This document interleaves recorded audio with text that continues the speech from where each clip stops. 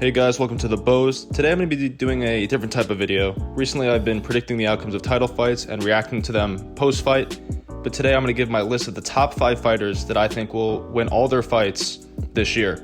Now, to make this a little bit more interesting, I'm not going to include any current champions on the list. It would be too easy to list off Amanda Nunes, Valentina Shevchenko, Petr Yan, Kamaru Usman, and say that they won't lose this year. They're almost expected to win because of how dominant they are as champions.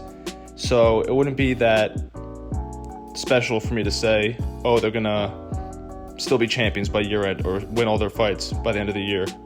So with that being said, let's get into it. Number 5, Tatiana Suarez. Tatiana Suarez hasn't fought since June of 2019. She had a really bad neck injury that had her sidelined for this long. Recently, Dana White said that he spoke to her and that she's looking to come back soon. Suarez mentioned to MMA Junkie that she's looking to make a comeback in the summer. Suarez is an elite wrestler who's undefeated and has notable wins over some top fighters like Alexa Grasso, Carlos Esparza, and Nina Ansaroff.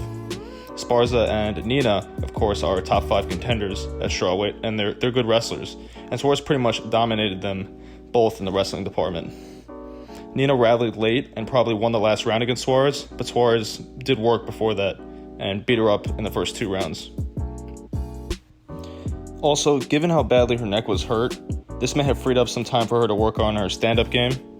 She probably wasn't able to wrestle much with her neck, so I wouldn't be surprised if we saw a more developed fighter when Suarez comes back.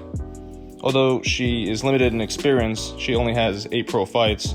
Suarez has shown so far that her wrestling game is dominant and tough for any contender to deal with. Number 4, Kevin Holland. Kevin Holland, the hero of 2020. Fought 5 times last year and put away 4 of his opponents.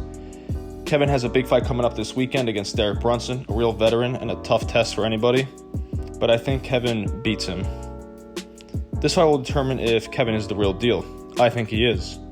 He has a diverse striking skill set, a solid ground game, and a unique style, and a certain energy that he brings to the game that's quite unique. I feel like Kevin has that X factor that it's kind of hard to describe what it is, but he's got an X factor to him. I wouldn't be surprised to see him fighting for the belt by early next year. We'll see if he is the hype. We'll see if he's the real deal this weekend. I'm definitely on the hype train though. Number 3, Islam Makhachev. This one seems like a no-brainer.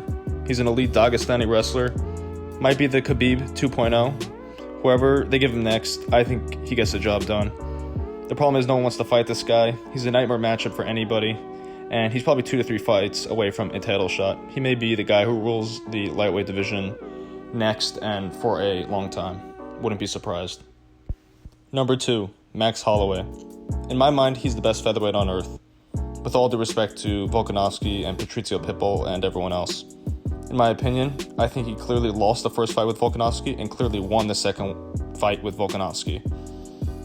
Max has proved that he's levels above the other contenders at 145. Him and Volkanovski are essentially 1A and 1B. They match up great and are so evenly matched in their abilities as fighters. I don't know if they'll give Max another contender in the meantime, or if he waits for the winner of Volkanovski and Ortega. But whoever it is, I think Blessed wins. I'll put Max number 1 on the list here, but we've seen already how evenly matched him and Volkanovski are, so anything can happen. Volkanovski could pull it off again, but I think Max wins the 3rd fight. Number 1, Corey Sandhagen. Following the loss to Sterling, Corey has been on a tear, knocking out guys like Marlon Moraes and Frankie Edgar. The way that he did was insane. I think Corey has all the tools to be a world champion. He's long for the division, very athletic and explosive, has a fantastic striking skill set, and I think he just has that mindset of a champion. I think he really does.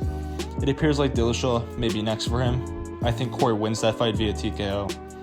Then he'll definitely get the winner of Petr Yan and Aljo. I think Corey could be looking at a title shot late this year or early next year.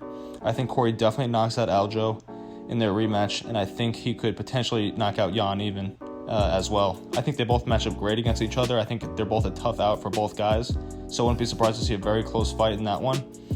But regardless, I think Corey becomes the 135-pound king eventually. Alright guys, that's all I got today. Leave a like, subscribe, and let me know what you think in the comments about my list. See you soon, and peace.